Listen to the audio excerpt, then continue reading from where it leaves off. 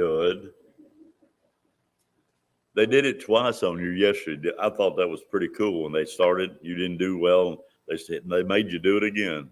But what a great morning. What a wonderful day yesterday. Several of you have made comments about the day, and it seems to be the topic of conversation. How proud, in a very righteous way, the word proud is a negative word at times, but used in the way that we're talking about it, it's good. How proud I am, and we are, you are, of those young men. We learned from them yesterday. I told Julian over in the annex, I said, well, I told every one of them how good they did and everything, but I told Julian in particular, I said, you talked to us. You told us some things that we needed to do and how great that was in itself.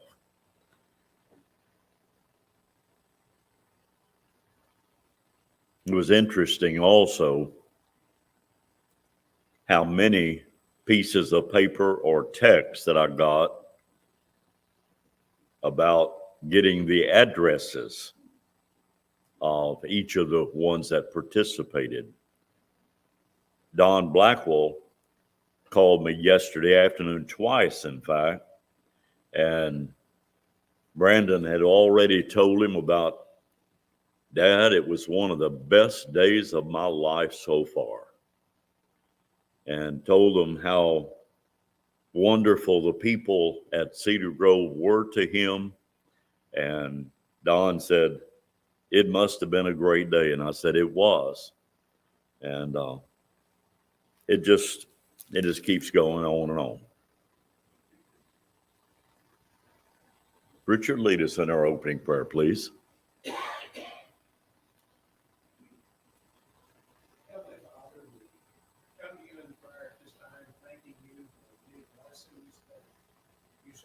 Given to us, especially Heavenly Father, we thank you for the sacrifice that Jesus was willing to come to this earth, and live as a man, go through the same trials and tribulations that we do, but without sin, that he would be willing to give his life that we may have hope in eternal salvation. We ask you to be with this congregation. Thank you that yesterday we were able to participate in a lectureship where our younger men of the area could speak to us of your word, lead song, read scripture from your word. Heavenly Father, we ask you to continue to bless those individuals that participated. Give them a long life in your service. We ask you to continue to be with this congregation here at Cedar Grove, the eldership and deacons that serve here. Thank you that we have the opportunity to do this and work in your kingdom. We ask you this morning to be with those that are not able to be here, that are sick. Be with Brother David McLemore. He's still in the hospital. Be thy will, allow his lungs to recover. Those that are taking care of him will do the things that's supposed to be done. We ask you to be with Brother Paul as he gets ready to proclaim a lesson to us this morning. Help us all to participate in things that we have studied that will gain much good from. We also ask you to be with Brother Newell today as he's not with us. Be thy will, allow him to recover very soon. We ask you now to go with us in this service. In Christ's name we pray. Amen. Amen.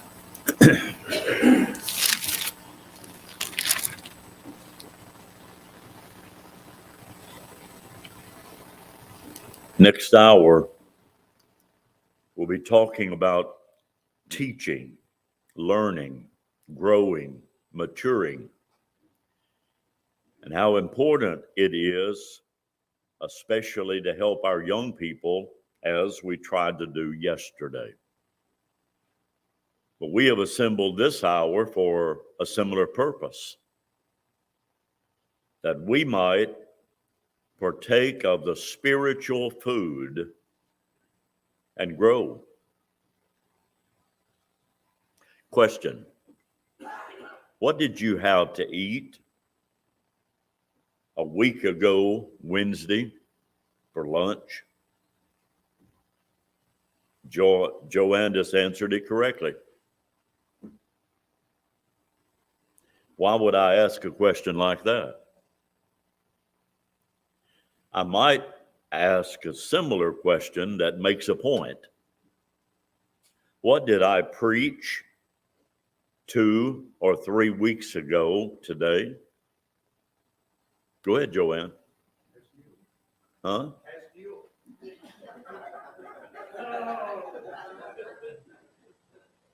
Maybe I won't ask any more questions. I guess the point I was trying to get at was the spiritual food of which we partake Sunday after Sunday, Wednesday after Wednesday, various times in our life. We may not remember the specific sermon or Bible class and where we were. Many do, keeps records, etc. But neither do we remember maybe a meal. Now, some meals we do. We ate at Marlene and Randy's recently, and the ham and the veggies and the cobbler and ice cream. I'm not going to forget that for a while. But you know, it is essential that we keep eating spiritually. As newborn babes desire milk to grow thereby, 1 Peter 2:2, that we might eventually get to ones of full age, Hebrews 5. God does not want us to be dormant, inactive, but rather partaking, hungering, and thirsting after righteousness.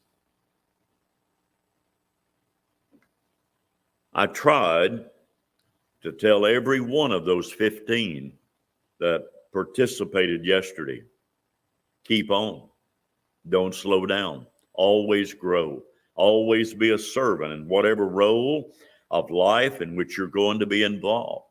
You just need to be faithful, more important than anything else.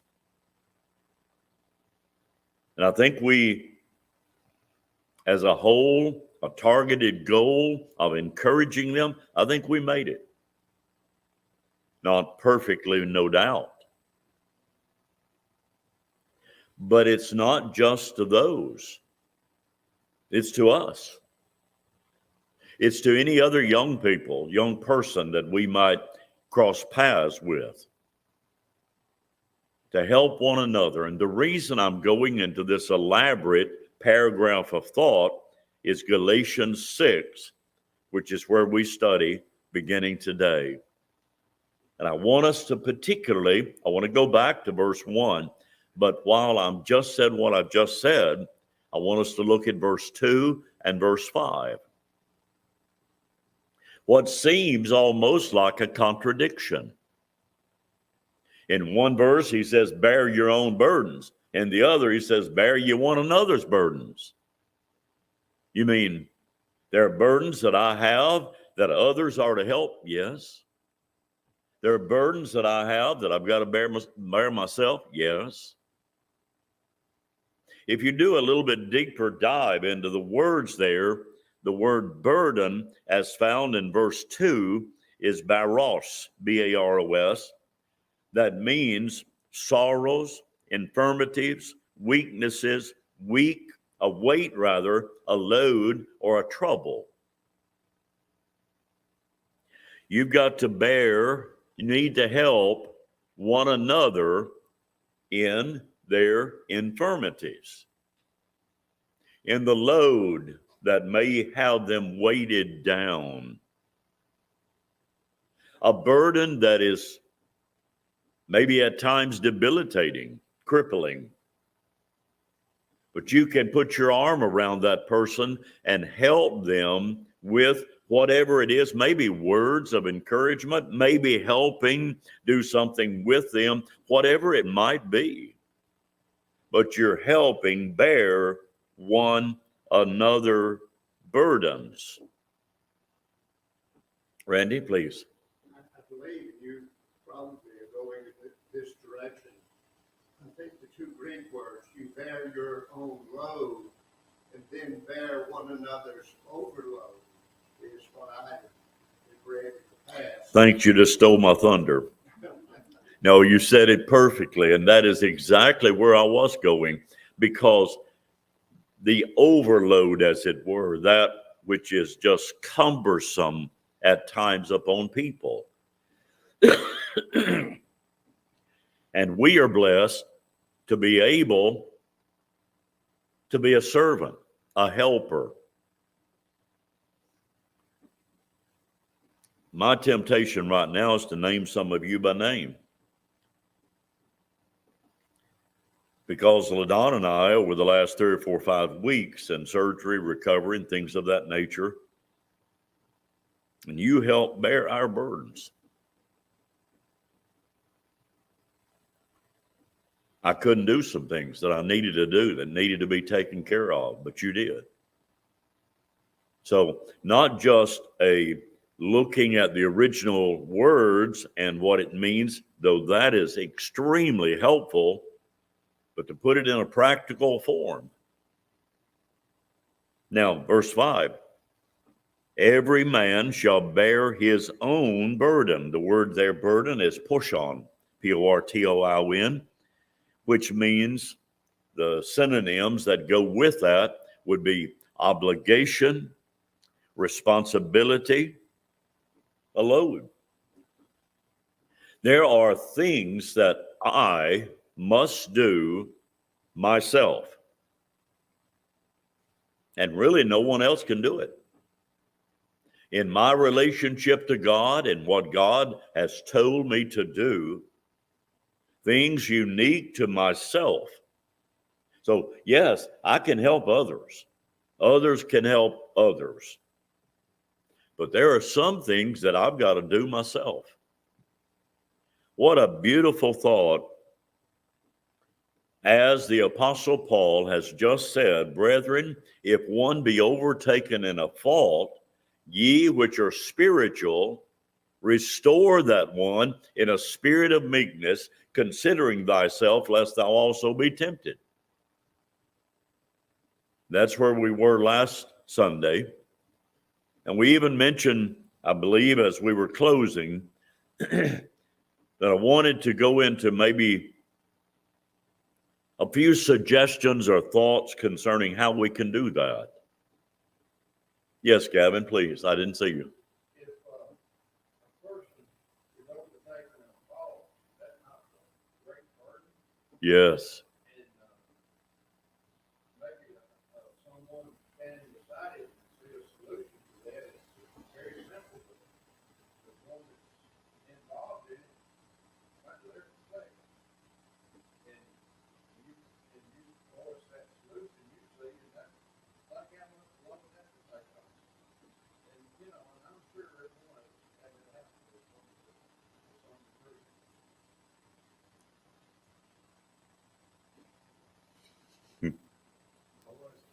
It was good. I was listening to Gavin and I was able to hear Gavin, and that was my test today. I couldn't hardly wait to get here to Bible class and waiting for him to speak up so if I could hear. I now have hearing aids, both ears, and it has been so sweet, and the tears in my eyes right now are the blessings that I'm feeling. I have struggled here in this class for weeks, And yes, Gavin, the helping of bear one another's burdens, even when it comes to being overtaken in a fault. What a great thought you mentioned, because here we are journeying in this life. I have often heard and said myself, when we assemble in an auditorium like this, often we may not know what burden each of the others here is presently bearing. What may be going on in their life that we're just not privy to. Now, those things that we need to help them if we can. But what that does, first verse in Galatians 6, helps us to want to know one another better, to involve ourselves in the life of our spiritual family. Now, some things are private, none of our business. But those things that are a little bit more widely known or very widely known, of which we're understand and know about, and we can help them, especially when you get into the details of verse 1, when they have been overtaken in a fault, in something wrong. But that is, as Gavin pointed out, a burden. And we can help them. And he says then in the very next words, bear ye one another's burdens, and so fulfill the law. Yes, Richard, please. I think that kind of goes into the next part that we've been talking about too. You know, people can, you know, if I've been seeing, if we're sitting online, people need to come and talk with me. Yes. Encourage me and things like that. And help me bear that burden like that. But then I have the responsibility. Only I can ask for forgiveness and repent and start doing the right thing. So I think that's where we have to bear our own burden. Yes. I mean, that new part of it. And it's a two-way street. In other words, literally, our obligation to go to others that maybe have been overtaken in a fault now, but I've often said, and I thought how realistic this is, later on, a few months or weeks, years, it may be them coming to us to help us bear our burdens, to get out of that sin of which we have been caught, snared by Satan. It's a helping one another. Bear our own burdens, yes. Bear one another's, most certainly. Any way that we can help to lift a load, any way that we can encourage or strengthen. I know, I heard yesterday, time and again, many of you telling those young men what a good job they did. They will live on those words for days and weeks to come. That's why Brandon Blackwell called his dad and said what he did. That's why Hunter and Walker and Tanner told me over there yesterday when they were about to leave what it meant to them and how they felt. I forgot the precise words, but the gist of it was how good they felt to be a part and what all that each of you had said. That's what it's about. But then, not on just special days, but when people are struggling, maybe physically, maritally, socially, emotionally, and then maybe the most important of all, spiritually.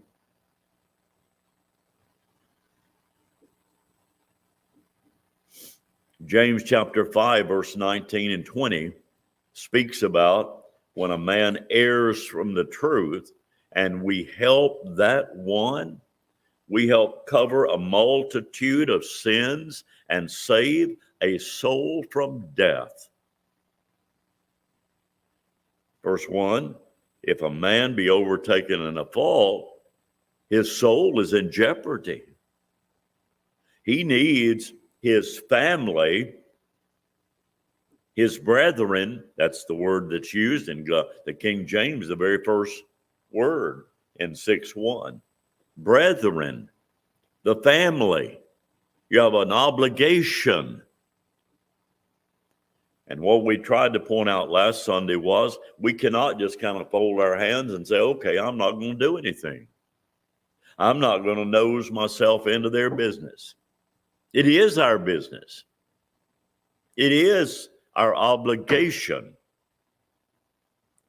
And we cannot sit idly by.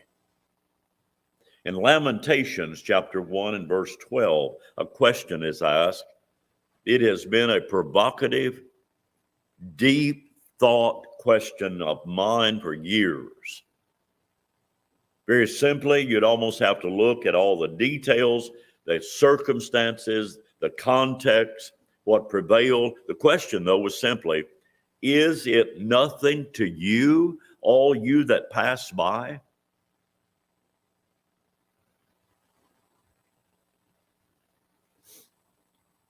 Just let that soak in. If someone falls away from the Lord, they stop everything. Not only are they not attending, but they're not in a good relationship. They have erred from the truth. They are lost in their sins. Lamentation. Is it nothing to you, all you that pass by? You're watching him. You're walking by him. I recall a preacher one time speaking about Lamentation 1:12 and then compared it to the rich man who passed the beggar man daily sitting at his door, sores all over him, starving to death, put his nose up in the air, just kept walking. Didn't care at all, it seems. You can't do that. Gavin, please. Good Samaritan, same way. Yes, sir. The Levite and the priest. I mean, the dramatization of that, you can just make it pop. Here's a man over here half dead, been beaten. And here's a religious man over here on this side of the street, and he didn't even go over there to check to see. Or another religious man goes over there and checks to see his dire condition, and then turns and walks away. And then the Samaritan. The ones who were looked down upon so much, who thought everybody just, it's Samaritan. Yeah. He wasn't even a parallel person. And he's the one that went to help. Bound up his wounds. We would say took him to a motel, paid for his night, said if there's even more, told the innkeeper, if there's any more, I'll pay it when I come back through. What a fine action. Bear you one another's burdens. I don't know anything about that man that was beaten in the Good Samaritan story. Maybe he did something that caused him to be robbed and beaten. Maybe not. Maybe he was just a victim of horrible circumstances. Here were robbers, and they beat him, and they took everything he had and beat him near death, and no fault of his own, maybe. We can learn great lessons from those thoughts. Before we leave Galatians 6:1, I want to pose some ideas. Maybe we can compilate together may not be a word.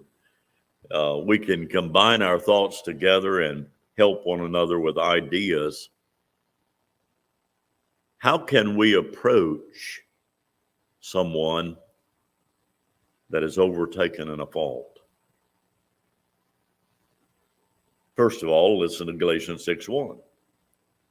He says, in a spirit of meekness. What does that mean to you? Meekness. You don't go with a boisterous attitude. You try to approach that individual in a way just to be friendly. Yeah. To let them know that you care about them and their spiritual condition. Absolutely. A spirit of love and kindness. I remember hearing an elderly gentleman years ago was talking about this passage, and he said, you should go as if they were going to your mother or your best friend or some family member of yours. And you knew they were about to go, and you might even offer suggestions as to how you might approach them since they're your family.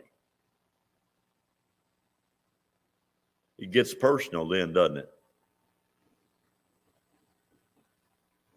When we know that we could walk in there and cocky attitude and holier than thou and high and mighty attitude and look down our noses on somebody because they messed up, the likelihood of that doing any good is pretty nil. I've often, and I don't know if this is the perfect way or even a right way,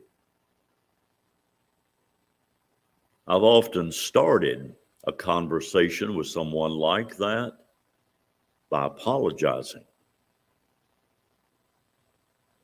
His name may be Sam, John, or whatever, and I'll say, John, first of all, before I even start, I need to tell you I'm sorry. I should have been here a long time before, and I've been negligent, and I'm asking you, if you will, to please forgive me for being so long and coming. But you know, John, I can't undo that, but I can start right now. And I can tell you, you're special to me. You're my brother. And I may not know all the struggles that you're facing, but I just want you to know that if I can help in any way, if we can walk together, helping each other bear each other's burdens in order to reach heaven together, that's all I want to do. It's not because Paul just said that. It's not because I've used that. But that usually works. Because what I have done, first of all, is I've let them know I'm not coming to you as somebody that claims to be perfect and just wonderful, holy. But I'm coming to you telling you I'm sorry I had been here before now. I messed up. We all do that. And we all need each other's help. And we can get to heaven together if we'll just walk by the same book together. What else can you add, or any additional ideas or thoughts concerning how to reach out? Richard, please. A lot of times, just human nature, we want to know why. That's the first thing we go to. Why did you do this? Why this happened? But I think we should go with, can I help? Yes. More More of than the why. Yeah. What can I do to help you? I want to do what I can, but maybe I just don't know what's best right now. Every word that comes out of our mouth in a situation like that needs to be weighed carefully, and an attitude of I want to help you. I may not know what I can do yet, but I really want you to know that you are important to me. Anything else? Randy, please. I don't know that this would help in a situation, but if you have another common interest to approach that first, like if you enjoy golf, both of you, you can start there and then move. Perfect. Certain area. Yeah. I mean, not to just walk in and plunge into the water immediately, but rather to have an interest in that person's life. Gavin, please. In a delicate situation, questions are better than statements. Yes. Yeah. Let the person answer, not you. Yeah. Let him come up with an answer, not you trying to force an answer on him. Perfectly stated, Gavin, and somewhat parallel to that thought is listen to them talk instead of doing all the talking. In other words, you might be surprised how much you can learn about the condition and what might, like the why, that we won't ask, but they might tell you why. They may tell you what has happened that has brought them to that particular place in their life. But sometimes we have to shut up and just listen. After telling them, maybe talking about golf or hunting or cars or whatever it may be of a common interest, I love that, to let them know that we have some commonality. But then to go from there and into the more in-depth conversation, make sure that we listen carefully and give them a chance to talk. Anything else? Good thoughts. Notice what he says in verse 3. For if a man think himself to be something when he's nothing, he deceiveth himself. But let every man prove his own work, and then shall he have rejoicing in himself alone and not in another. Verse 6. Let him that is taught in the word communicate unto them that teacheth in all good things.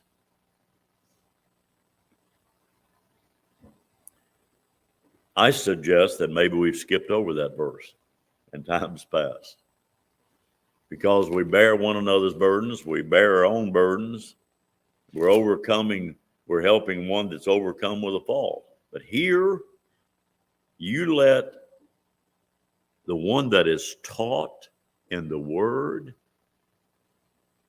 tell him, communicate, teach him that teacheth in all good things. Share. You be the supporting teacher. You be the one that, I was just studying that recently, learned this little tidbit about that verse. That might help you some way. In other words, it's not competition. It's not, I've got to let my light shine more than your light shine. No. It's all of us joining hands, as it were, together in love, in faith, in commonality of a goal for which we long together. And it's not, it's like Paul said in 1 Corinthians 9, also the Hebrews writer in Hebrews 12, when he spoke about we're running in a race, but it's not just one that receives the prize. It's not just one that crosses the finish line first, and he's the only one that's going to win. No. Every one of us can win. All of us can receive the crown. I don't have to have a light brighter than yours to receive the crown. I don't have to be trying to do something better than you, outdo you.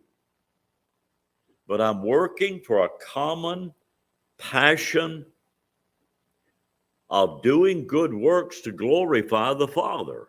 That's what he said. Jesus said in Matthew 5:16, let your light shine that they may see your good works and glorify not you, not others, but God. We're ambassadors. We're servants and slaves of the King of Kings and Lord of Lords. Now, I can't leave chapter 6 without going into verse 7 and following. He says, I want you to understand something. It's almost like he's pointing his finger at you and says, all right, stop. I've got something to say right now. I want you to hear it. The King James says, be not deceived. I don't want you to be misled. I don't want you to have your own mind made up about something and it not be correct. Be not deceived, he says. God is not mocked. And he goes into this explanation of sowing and reaping. He says, for whatsoever a man soweth, that shall he also reap. He that soweth to the flesh, there it is again, just like he's talked time and time in preceding verses and chapters, the war that's going on between the flesh and the spirit. Now, Paul is saying, if you sow to the flesh, you'll reap corruption. The parallel word there would be death, spiritual death. But he that soweth to the Spirit shall of the Spirit reap life everlasting. That's why John said, don't live after the lust of the flesh, the lust of the eyes, and the pride of life, 1 John 2. That's why Paul said, don't be conformed to the world, Romans 12. That's why Paul has stated here in Galatians, and he continues in Ephesians, Philippians, and Colossians, you've got to serve, be led by the Spirit, walk in the Spirit, not walking after the flesh and the passions thereof. And you can't get much plainer than what he says here in verses 7 and 8. If you walk after the flesh, death. If you walk after the Spirit, life everlasting. Richard? Could you look at these verses and say, well, you've heard the statement, you sow what you reap. If I go out and kill somebody, I can ask God to forgive me and repent of that, but there are certain consequences Totally. that I'm going to reap. Yeah. Because I did that. Yeah. Not 100% sure that would apply here, but kind of the concept, if you do sow to the flesh, there might be consequences that you have to deal with, right? Those consequences that cannot be removed or taken away. But if then you sow to the Spirit, ask God to forgive you, then there will be consequences of that too. You will have everlasting life. Absolutely. There is a very good study. I'm not probably prepared today to go into the details of it with a recollection of verses and which ones say what. But there is the law of restitution that is taught. Remember the one that came to the Lord, he was a tax collector, and he said, I'm going to repay 4 times. I've stolen, I've taken, I shouldn't have done that. I'm going to make it right. The law of restitution. We should do everything that we can to, as it were, restore or return, make right wrongs that we've committed. But Richard has pointed out very correctly, some things we can't. When we take a life, when we destroy, hurt others, at times there's nothing that we can adequately and completely do to restore it back to where it was. The same is true with trust that is broken at times. And that trust may never, ever be fully like it was before. But you reap what you sow. There is that sowing and reaping principle. And when we sow to the flesh, there will be either initial or eternal consequences. But stop real fast and realize that even when we sow the flesh, we can ask God to forgive, as Richard pointed out. He will blot out that. We will no longer be chargeable with that, even at times, even if we cannot do restitution.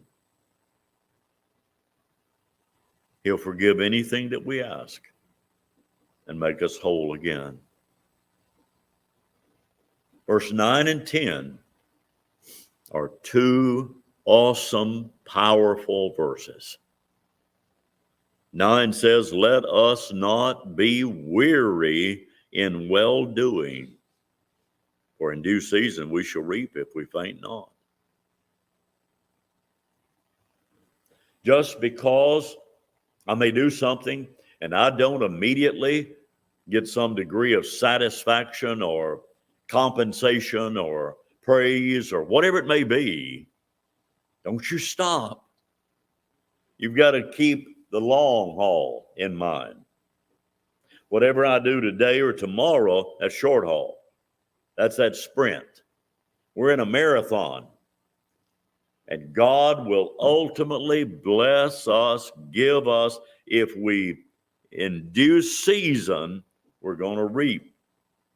But some of our reaping will not be in this life. It'll only be when we stand before our judge ultimately and hear him say, "Well done," is all of the benefits of that which has gone before. We've kept our eyes on the goal. We've looked to Jesus, the author and the finisher of the faith, Hebrews 12:2, and we're thinking of paradise. We're not thinking of instant gratification. We'll reap in due season. But we live in a world that wants instant potatoes, instant oatmeal, instant everything, including, I want everything to be just perfect right now, today, right after I just now did what I did. Some things God does in his own time, not our time. And then couple verse 9 with verse 10. Let's not be weary in well-doing. And as we have therefore opportunity, let us do good unto all men, especially unto them who are of the household of faith. That generic statement, do good. It would parallel the synonymous phrase of righteous or righteousness, godliness, holiness. As we have opportunity to be holy and righteous and godly, Christ-like, in other words, you do that. As we have therefore opportunity, you do good, not just to those your best friends, not just to those that we're real close to, but all men. But then doesn't he add a little bit of a twist that is beautiful? Especially those of the household of faith, your brethren, as he started off this chapter in 6:1, saying brethren. We've got an obligation. Let's pause there, and Lord willing, we'll wind up the 6th chapter next week and then plunge on into Ephesians.